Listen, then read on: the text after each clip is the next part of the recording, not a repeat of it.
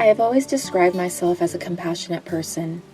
When I see someone hurting, it feels natural to find ways I can help them. I think for many of us, we have an instinct to care for our neighbors and our community. I'm sure you can think of several times you've helped a friend in need or donated time or money to a cause or person you felt passionate about. Do you feel, though, that you give yourself that same love and kindness? To have compassion means to empathize with someone who is suffering and to feel compelled to reduce their suffering. So in essence, when we talk about self-compassion is the ability to feel compelled to reduce your own suffering. So now ask yourself, when was the last time that I truly supported myself in the same way that I would another? I have quotes all around me in various areas, whether they're post-its around my office, in my notes app, saved as a draft in my emails. I have little reminders of ways of thinking everywhere I turn.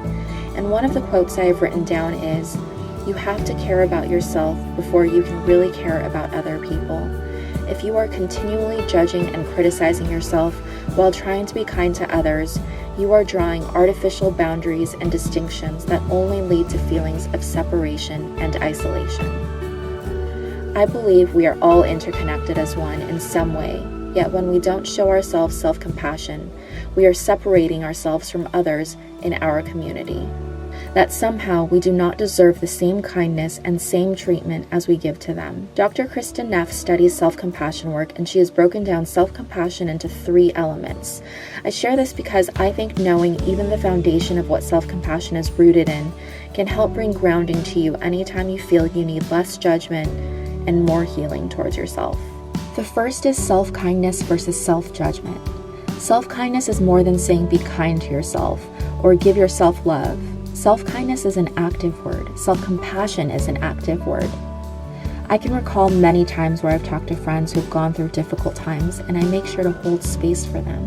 I make time for them. I remove judgment. I listen intently to what their needs are, and I ask, how can I support you? This type of active listening to others should be applied to ourselves. One way you can practice self-kindness over self-judgment is through touch. Touch promotes love, connection, and bonding with self. Explore putting your hands on your heart, your belly, the tops of your legs, your face, anywhere that feels comfortable and right for you. Take a moment to sit still. Breathe deeply. And be present. As you're putting your hands on your body, begin noticing exactly how you felt. Did you feel soothed? Did you feel supported? The second element of self-compassion is common humanity versus isolation. How many times have you thought to yourself, no one else understands what I'm going through? When we say these thoughts to ourselves, it can feel so lonely and so isolating. But the beauty of the human experience, though, is that the feelings of not being understood, those feelings of frustration, those feelings of anger, those feelings of not belonging are universal. To be human means that you suffer. We are imperfect and we are vulnerable.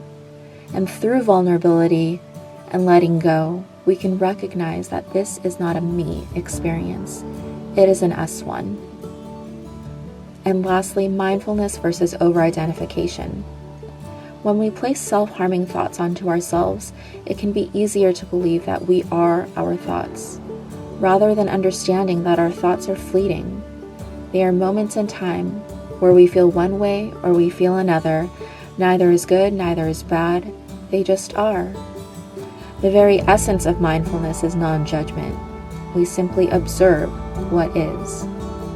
If we ignore our thoughts or place judgment on them, how can we possibly bring compassion to them? Find moments to be mindful with yourself, whether that's taking a sip of your favorite tea, reading from your favorite book, writing in a notebook, whatever that is for you.